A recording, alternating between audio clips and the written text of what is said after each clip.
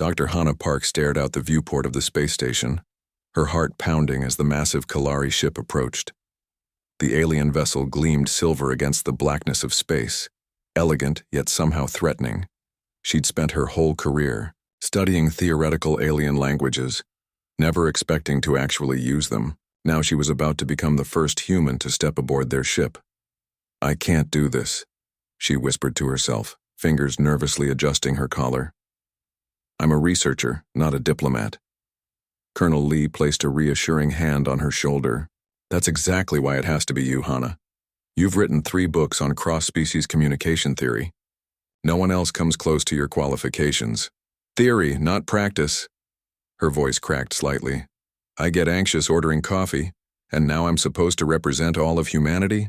The docking tube connected with a metallic thunk that echoed through the station. The airlock doors slid open to reveal 2 Kalari. Hannah's breath caught in her throat. Pictures and videos hadn't prepared her for the reality of them. Commander Vela stood nearly 7 feet tall, her blue skin almost luminescent under the station lights. Her face was angular, with large almond-shaped eyes that seemed to take in everything at once. Behind her stood a smaller Kalari who Hannah would later learn was called Nara.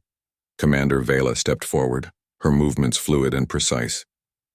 "Dr. Park," she said in slightly accented English, "your reputation precedes you. We are honored by your acceptance of our invitation." Hannah tried to match the formal greeting she'd practiced. "The honor is Earth's, Commander. We welcome this opportunity for exchange between our peoples."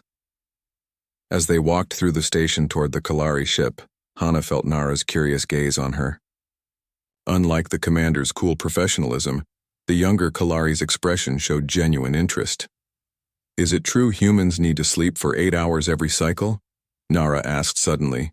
Commander Vela shot her a sharp look. "Assistant Nara, protocol." "Dictates—" "It's fine," Hannah interrupted, grateful for the break in tension. "Yes, most humans sleep about that long, though it varies. Do Kalari sleep less?" "We require only 4 hours of deep rest," Nara replied, her eyes widening with excitement at the exchange. "I've read everything in our databases about humans. Your biology is fascinating." Something about the way she said it made Hannah pause, but before she could ask a follow-up question, they arrived at the boarding area. The Kalari ship was unlike anything human engineers had designed. The corridors curved organically, the lighting embedded within the walls themselves. As they walked deeper into the vessel, Hannah noticed crew members stopping to stare at her, conversations dying whenever she approached. Her quarters were spacious, but sparse, a sleeping platform, a desk, and what appeared to be a food preparation area. The viewport showed Earth slowly rotating below, beautiful and suddenly very distant. "You will join us for the evening meal in 2 hours," Commander Vela informed her. "Assistant Nara will escort you and answer any questions you may have about our customs." After they left, Hannah unpacked her small bag and activated her translator device. She'd insisted on bringing human tech alongside learning the Kalari language, a backup plan she now felt grateful for. That evening, seated at a long table with senior Kalari officers, Hannah tried to follow the complex conversation happening around her. Her translator caught snippets about the mission and timeline adjustments, but whenever she tried to join in, the subject would shift to polite questions about Earth. When dessert was served, a sweet blue pudding that tasted like mango and mint, Hannah noticed Commander Vela and her second-in-command, Officer Tano, exchanging glances. Tano nodded slightly, then turned to Hannah. "Dr. Park, we are curious about human genetic diversity. Your species has remarkable adaptive capabilities despite your short evolutionary history." The question seemed innocent enough, but something about his tone made the hair on the back of her neck stand up. "We're a young species that spread quickly across our planet," she replied carefully. "Isolation of populations led to adaptations to different environments." "Fascinating," Tano said, his eyes never leaving her face. "And these adaptations, they're encoded in your DNA, yes? Accessible through simple sampling?" Before Hannah could respond, Nara broke in. "I've prepared a cultural exchange program for Dr. Park's stay. Perhaps we could begin with a tour of the botanical gardens tomorrow?" The tension in the room eased slightly, But Hana didn't miss the warning look Vela shot at Nara. Later that night, unable to sleep, Hana stood at her viewport, watching Earth. Something wasn't right. The Kalari had requested a linguistic expert, but they seemed far more interested in human biology than language. She activated her personal tablet, careful to use only its offline functions. As she reviewed her notes from dinner, she noticed a pattern. Every seemingly casual question had circled back to human genetics, adaptation, or reproduction. A soft chime at her door interrupted her thoughts. When it slid open, Nara stood there, looking nervously over her shoulder. "I shouldn't be here," the young Kalari whispered. "But I wanted to apologize for Officer Tano's questions. He can be direct." "It's fine," Hana replied, studying Nara's face. "Though I'm starting to wonder if I was brought here for my linguistic skills at all." Nara's eyes widened slightly. "Of course you were. Your work on symbolic communication across species barriers is why—" She stopped abruptly. "Why what?" "Nara, why you were selected," she finished smoothly. "I should go. We begin early tomorrow." As the door closed behind Nara, Hana turned back to her notes. Something was happening on this ship, something the Kalari weren't telling her, and despite her reluctance to be here at all, she was now determined to find out what it was. Hana woke to the soft blue glow of the Kalari ship's morning cycle. 3 weeks had passed since she first boarded, and what began as discomfort had evolved into genuine worry. She'd spent hours each day with various Kalari scientists, supposedly teaching them about human language patterns, but their questions constantly drifted toward human biology, genetic diversity, and reproductive capabilities. She pulled on her uniform and checked her personal tablet. Over the past week, she'd been secretly recording Kalari conversations whenever possible, using her growing understanding of their language to decipher what they were saying when they thought she couldn't understand. "Computer off," she said aloud, for the benefit of anyone who might be listening, then switched to the silent mode she'd discovered on her tablet. The translations from last night's recorded corridor conversation appeared on screen. "Specimen collection protocols need refinement. The humans cannot suspect. Admiral says we need thousands, not hundreds. The compatibility testing requires genetic viability remains the primary concern. If their DNA cannot—" A knock at her door made her quickly shut down the tablet. Nara stood outside, holding what passed for breakfast among the Kalari, a tray of colorful cubes that tasted vaguely like fruit. "Good morning, Hana. Did you rest well?" Nara's enthusiasm seemed genuine, unlike the clinical interest shown by other Kalari. "Well enough," Hana replied, accepting the tray. "What's on today's agenda?" "Commander Vela wants you to meet with our medical team. They have questions about human immunology." Hana set the tray down harder than necessary. "I'm a linguist, Nara, not a doctor. That's the third medical meeting this week." Nara's expression flickered. Was that guilt? "They value your insights on translating complex medical concepts." "Really?" "Because yesterday Dr. Kuno asked me about white blood cell production rates in humans. That has nothing to do with language." Nara looked away. "Perhaps there was a misunderstanding. Or perhaps you're not telling me everything." Hana stepped closer. "I've learned enough Kalari to catch words like specimens and genetic viability when your people think I can't understand. What's really happening here?" Nara's large eyes darted to the door, then back to Hana. "We should go. They're waiting." The medical lab was the most advanced section of the ship Hana had seen. Screens displayed what looked like DNA sequences, some human, others clearly alien. Dr. Kuno, the lead Kalari physician, greeted them with the formal hand gesture of their people. "Dr. Park, excellent. We have prepared several scenarios for discussion." For the next 2 hours, Hana fielded increasingly specific questions about human genetic disorders, recovery from illness, and adaptability to environmental changes. Her suspicion grew with each question. During a brief break, she excused herself to use the restroom. Instead of returning immediately, she took a detour down a side corridor she'd noticed earlier. The door at the end required security clearance, but Hana had been watching the Kalari access patterns. She mimicked the 6-point touch sequence she'd observed a scientist use yesterday. The door slid open. Inside was a laboratory unlike the public one.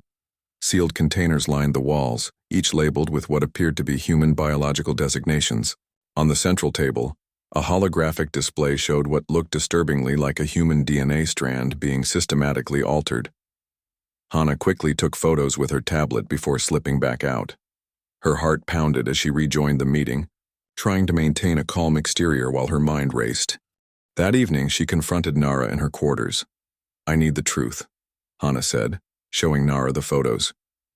"What are you planning to do with humans?" Nara sank onto the edge of Hana's bed, her blue skin paling to almost gray. "How did you access that lab? That doesn't matter. What matters is why you have a secret lab filled with human biological samples when you supposedly invited me here for linguistic exchange." Nara's shoulders slumped. "You don't understand our situation." "Then help me understand." Nara looked up, her large eyes glistening with what Hana realized were tears. "Our species is dying, Hana. A genetic plague is decimating our population. 3 generations ago, our children began being born with progressive cellular degradation. Each generation gets worse. Most children now die before reaching maturity. What does this have to do with humans? Our scientists discovered something remarkable. Human DNA contains genetic sequences that could stabilize our own. Your species is incredibly resilient in ways ours is not." Nara's voice dropped to a whisper. "Our leaders believe human genetic material might hold the cure." Hana felt a chill run through her. "And how exactly do they plan to obtain this genetic material?" Nara wouldn't meet her eyes. "Commander Vela and Admiral Tyol believe that the needs of our entire species outweigh other considerations. They're planning to harvest humans," Hana said flatly, "like cattle." "Not you," Nara said quickly.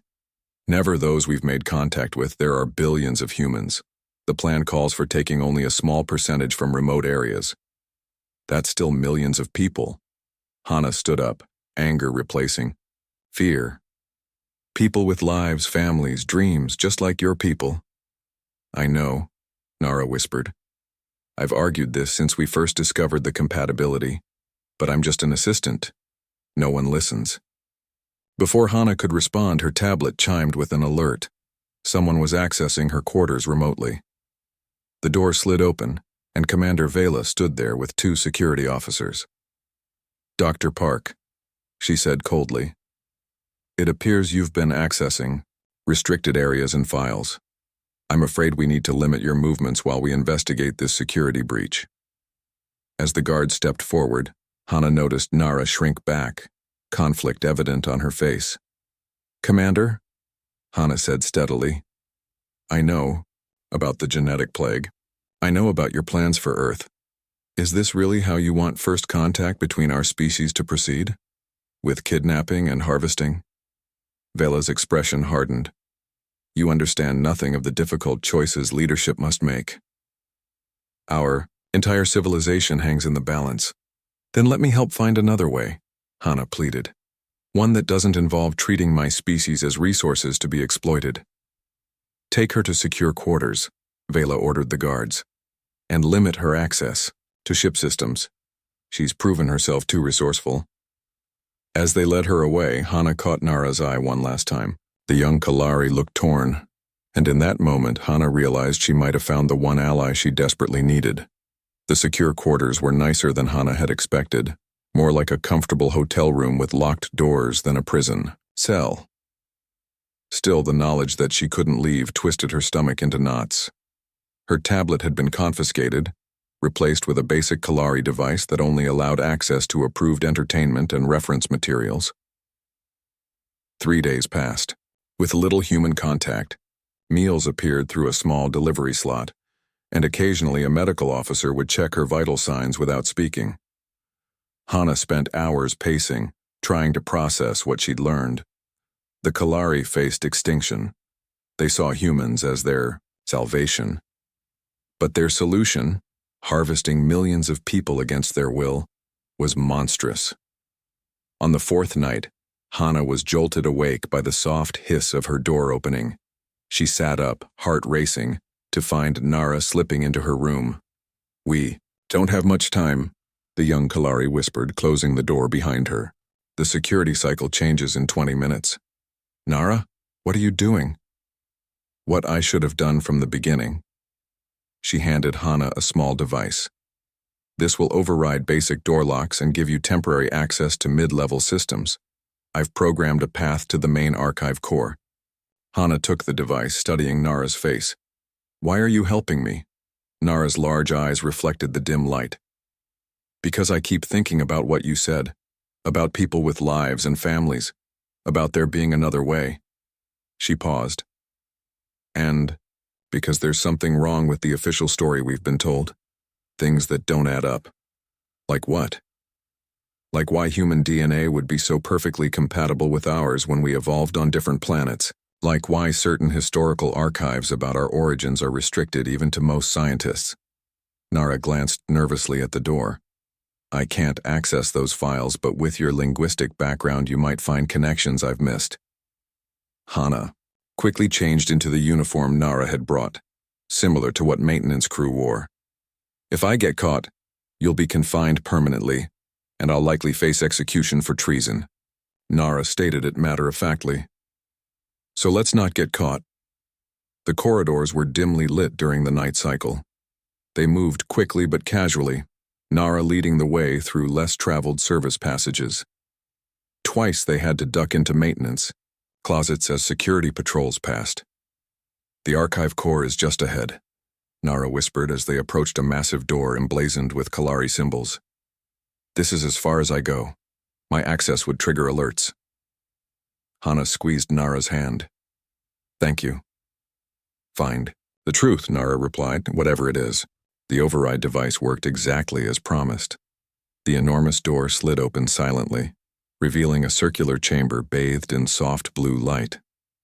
At its center stood a crystalline structure, the physical housing of the Kalari's most important data. Hana approached a terminal and placed her hand on the interface pad. The system recognized her as having mid-level clearance. Nara's doing, no doubt. But how to find what she needed in what must be centuries of accumulated knowledge? She started with searches about the genetic plague, cross-referencing with human DNA compatibility. Thousands of files appeared, most heavily encrypted or access restricted. But Hana wasn't just a linguist. She specialized in pattern recognition across communication systems. She began looking for inconsistencies, places where information had been redacted or modified. A file caught her attention, older than the others, with a classification marker she hadn't seen before. Using her growing knowledge of Kalari language structure, she constructed a bypass query that tricked the system into thinking she was requesting translation assistance rather than access. The file opened, revealing ancient images and text. Hana's breath caught as she recognized what she was seeing. Primitive humans being loaded onto vessels not unlike the Kalari ships, but clearly of different design. The date stamp, when converted to Earth calendar, was approximately 15,000 Tuern years ago.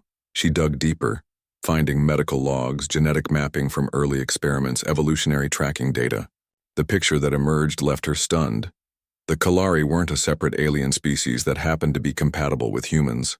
They were humans, or rather, descendants of humans who had been taken from Earth millennia ago by another spacefaring race called the predecessors. These ancient abductees had been genetically modified to survive on the Kalari homeworld, their DNA altered over generations, until they became the blue-skinned, large-eyed beings Hana now knew. The genetic plague wasn't some random disease, it was their modified genome breaking down, attempting to revert to its original human state. The Kalari leadership had known this truth for centuries but buried it, building their entire civilization on the myth of their separate, superior evolution. "They're lying to their own people," Hana whispered to the empty room. She found more. Cultural purges where historical records were destroyed, scientific dissenters who mysteriously disappeared, all to maintain the fiction of Kalari superiority. The highest levels of their government had constructed an elaborate mythology, rather than admit they were descended from the primitive humans they now planned to harvest. So absorbed was she in these discoveries that Hana nearly missed the alert. Signal on her terminal. Someone had entered the outer chamber of the archive. She quickly downloaded as much evidence as she could to the device Nara had given her, then looked for another exit. There wasn't one. The inner door slid open. Commander Vela stood there, flanked by security officers and a distraught-looking Nara. "I'm sorry," Nara said, eyes downcast. "They tracked the access codes." Vela stepped forward, her tall frame imposing in the blue light. "Dr. Park, I see you've been exploring our history. How thorough of you. Your history?" Hana stood her ground. "Or should I say our shared history? You're planning to harvest the descendants of your own ancestors." A flicker of something, anger, fear, crossed Vela's face. "You've accessed classified information and drawn amateur conclusions." "I'm a linguist. Pattern recognition is what I do." Hana gestured to the terminal. "The evidence is clear. The Kalari are modified humans. Your genetic plague is just your engineered DNA trying to return to its original form."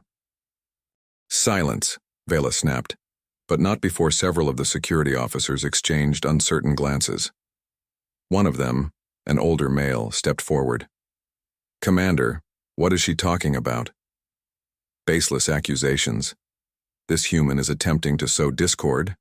"I can show you," Hana interrupted, turning to the officers.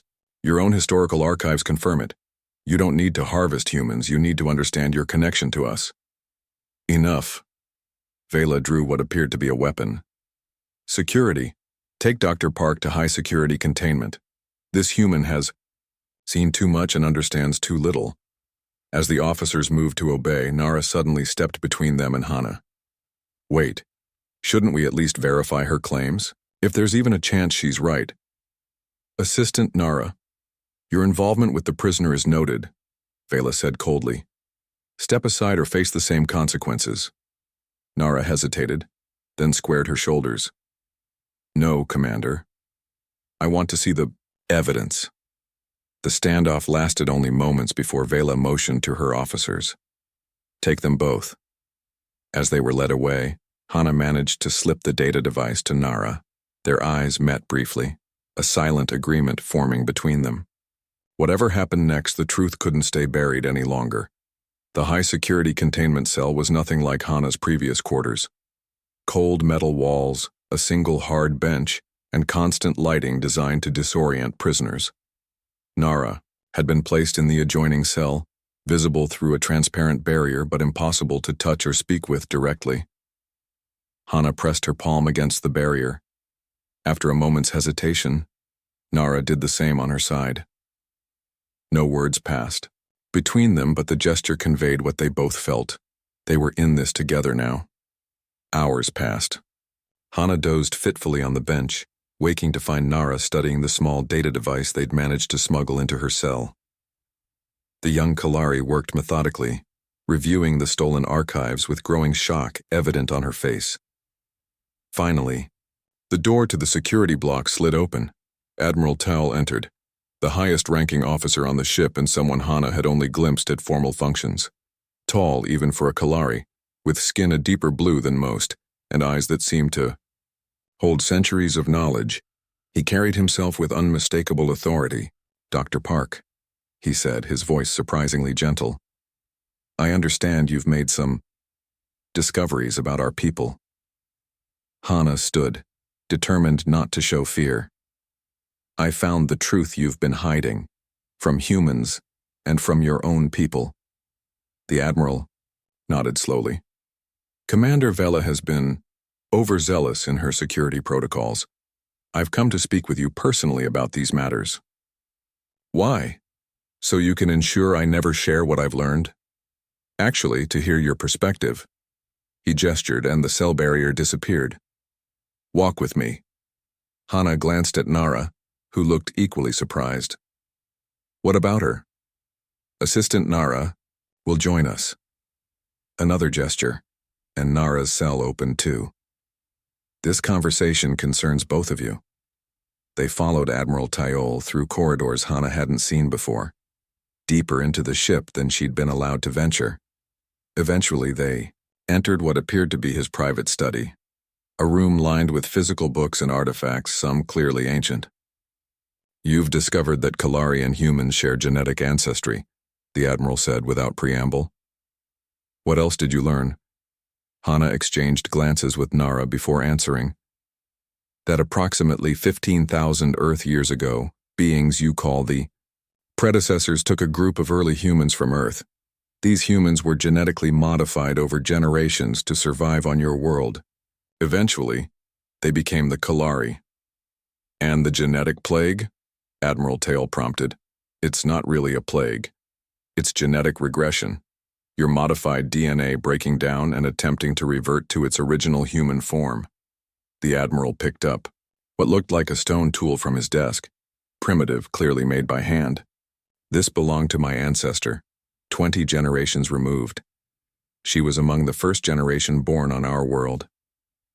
He set it down carefully. What you've discovered is known only to the highest levels of our government and scientific community. Nara stepped forward, her voice tight with emotion. Why keep this secret? Why lie to your own people? Admiral Tail sighed deeply. Imagine discovering that everything you believed about your origins was false, that your people weren't a unique, advanced species, but modified versions of a species considered primitive. The social upheaval would have destroyed our civilization. So, instead you decided to harvest humans. Hana couldn't keep the disgust from her voice. Not my decision, the Admiral said sharply. I have opposed the harvesting plan from its inception. That's why I requested a human specialist be brought aboard, someone who might discover the connection and provide an alternative perspective. Hana stared at him. You wanted me to find out? I hoped you might. Direct opposition to the Supreme Council's plan would have meant my removal. But introducing a variable, you, offered another path. Nara looked bewildered. You've been working against Commander Vela. Vela follows the Council's directives without question. I take a longer view. Admiral Tail activated a holographic display showing DNA strands side by side, one human, one Kalari. Our scientists believe human genetic material can stabilize our deteriorating genome. They're correct about that, but forced harvesting is neither necessary nor ethical. There's another solution, Hana said, understanding dawning. Voluntary cooperation. Precisely. But first, my people need to understand the truth about our origins. The Admiral led them deeper into his private chamber, to a sealed door that hissed open at his touch. Inside was a small room containing what appeared to be a stasis pod. Within it lay a being unlike any Hana had seen, neither human nor Kalari, with gray skin and an elongated head. One of the predecessors, Admiral Tail explained. The beings who took your ancestors and brought them to our world. This one was in suspended animation aboard an ancient vessel we discovered a century ago.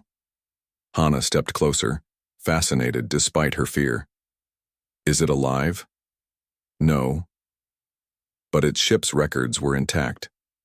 They revealed the full truth of our origins and the reason for our creation. Nara seemed unable to look away from the predecessor. Which was? The predecessors were dying out. They seeded modified humans across dozens of worlds, each adapted differently as a form of legacy. We weren't meant to be their salvation. We were meant to be their successors, carrying a piece of their knowledge and culture forward after they were gone. Hana felt a chill run through her. Just as now you face extinction and look to humans. History repeats itself, the Admiral acknowledged. But we have a choice about how we respond. The Supreme Council chose secrecy and exploitation. I believe there's another way. An alarm suddenly blared throughout the ship, red lights flashing in the corridor outside. What's happening? Nara asked. Admiral Tail checked a communication device. Commander Vela has declared me compromised and assumed emergency control of the ship. She's ordering a return to Kalari space immediately and bringing forward the harvesting timeline. We have to stop her, Hana said urgently.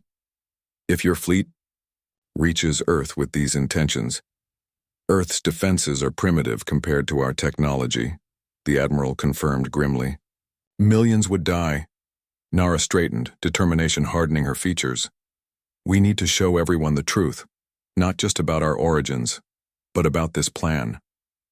The ship-wide communication system, Hana suggested. Can we access it? From the bridge only, Admiral Tail said, which Vela now controls. Then we'll need to reach the bridge. Hana looked between her unlikely allies, a young Kalari who had risked everything to help her, and an admiral fighting against his own government's genocide plan. I have an idea, but you're not going to like it. As they hurried through the corridors, avoiding security patrols, Hana felt the weight of what they discovered. The Kalari weren't alien conquerors. They were long-lost human cousins, shaped by millennia of separation and genetic engineering. This wasn't just about stopping an invasion now. It was about reuniting two branches of the same family tree that had been separated for 15,000 years. If they survived the next few hours, history would never be the same for either species. Hana crouched in the maintenance shaft, her heart pounding so loudly she feared the security patrols would hear it. Beside her, Nara worked quickly to bypass the bridge access protocols using Admiral Tail's command codes. Almost there, Nara whispered, her blue fingers dancing across the control panel. Once we're in, we'll have maybe 2 minutes before they can lock us out again. Admiral Tail nodded grimly. Remember the plan. Dr. Park, you'll need to speak. Quickly but clearly. The fate of both our peoples depends on it. The ship shuddered around them as it accelerated toward the jump point that would take them back to Kalari space and commit them to the harvesting plan. Tension hung in the air like a physical thing. Now, Nara said, and the maintenance panel slid open. They burst onto the bridge, causing a moment of shocked silence among the crew. Commander Vela turned from her command position, eyes widening. At the sight of the Admiral she'd declared compromised. Security, she shouted, but Admiral Tail was already moving. Override Protocol Alpha 70, he called out, his voice ringing with authority. Command authorization Tail Prime. The bridge systems flickered as the ship's computer recognized the highest level override. Before anyone could react, Hana lunged for the communications console, slamming her palm onto the broadcast activator that Nara had described. Attention all Kalari, she began, her voice now echoing throughout every room and corridor of the massive ship. This is Dr. Hana Park, of Earth. What I'm about to tell you has been hidden from most of you by your leadership. Commander Vela moved to stop her, but Admiral Tail blocked her path. Around the bridge, crew members froze, uncertain whose orders to follow. The genetic plague affecting your people isn't a random disease, Hana continued, her words rushing out. It's happening because the Kalari were originally human. A collective gasp seemed to echo through the ship's communication system as thousands of Kalari listened. Hana nodded to Nara, who connected the data device to the main display system. Suddenly, the evidence they'd gathered from the archives appeared on screens throughout the ship. Ancient images of humans being modified, genetic maps showing the transformation process, historical records of the cover-up. 15,000 years ago, beings called the predecessors took humans from Earth and modified them to survive on your world. You evolved into the Kalari, but your base DNA is still human. That's why your genome is now breaking down. It's trying to return to its original form. Commander Vela found her voice. This is treason. Shut down communications. But her officers hesitated, transfixed by the evidence flooding their screens. The Supreme Council has known this truth for centuries, Admiral Tail added, stepping forward to join Hana at the broadcast console. They've hidden it while preparing to harvest millions of humans, your genetic relatives, against their will. Nara joined them, her voice trembling but determined. I've verified these archives myself. The evidence is undeniable. We are descended from humans. Throughout the ship, confusion and shock spread like wildfire. The security teams that had been rushing toward the bridge slowed, then stopped, gathering around display screens to see the proof for themselves. Commander Vela's face had drained to a pale blue. You've doomed us all, she whispered. Without the harvest, our species will die out within generations. No, Hana said firmly, looking directly into the camera that was broadcasting her face shipwide. "There's another way. You don't need to harvest us, we can help you voluntarily." She turned to the displays, bringing up the comparative DNA sequences that Admiral Teol had shown them. "Human genetic diversity is vast. With cooperative research, we can identify the sequences you need to stabilize your genome. No one needs to die." "Why would humans help us?" an officer asked, breaking the shocked silence on the bridge. After learning what we planned to do, Hana looked at the faces around her, blue-skinned, large-eyed, but with expressions of fear and hope that were unmistakably human. "Because that's what family does," she said simply. "You're not aliens to us. You're our long-lost cousins, Iohar." Silence that followed was broken by a communication alert. The main screen switched to show the Kalari Council of Elders, hastily assembled and clearly furious. "Admiral Teol," the head elder began, "you have violated direct orders and exposed classified information. Explain yourself." Admiral Teol straightened to his full height. "With respect, elders, I have prevented a genocide and possibly saved our species. The harvesting plan would have made us no better than the predecessors who took our ancestors without consent." For hours the debate raged, not just between the Admiral and the Council, but across the entire ship and, as news spread, throughout the Kalari fleet. Opinions were divided, but as more officers and scientists examined the evidence, the truth became impossible to deny. 3 days later, Hana stood beside Admiral Teol and Nara as the Kalari ship docked once more at the Earth space station. This time, she was met not by fearful human officials, but by Earth's leading geneticists and medical researchers, eager to begin work on what they were calling the Reunion Project. "It won't be easy," Hana told the assembled human and Kalari scientists. "There will be distrust on both sides. Some humans will fear you. Some Kalari will resist accepting their human origins. But we've taken the first step," Admiral Teol added. "Truth before comfort. Reality before myth." As the first joint human Kalari medical research facility was established in Earth orbit, Hana found Nara staring out a viewport at the blue planet below. "How are you holding up?" Hana asked gently. "It's a lot to process." Nara turned, her eyes reflecting the light of the Earth. "My whole life I was taught that Kalari were special, a superior species destined for greatness.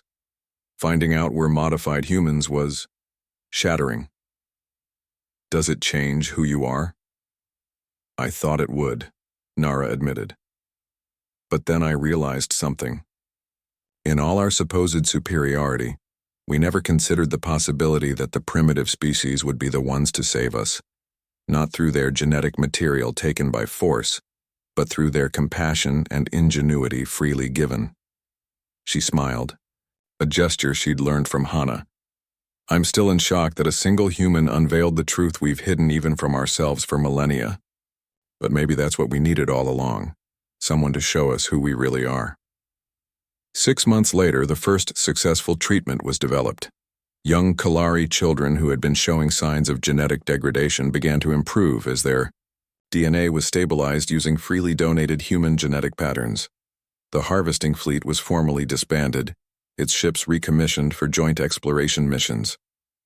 As Hana watched human and Kalari researchers working side by side, she reflected on how close they had come to disaster, and how a single discovery had transformed potential enemies into family. The road ahead would be long, but the future now held promise instead of extinction. "Some reunion, huh?" she said to Nara, who had become Earth's first official Kalari ambassador. "The first of many," Nara replied, her eyes bright with hope. "We have 15,000 years of separation to make up for after all."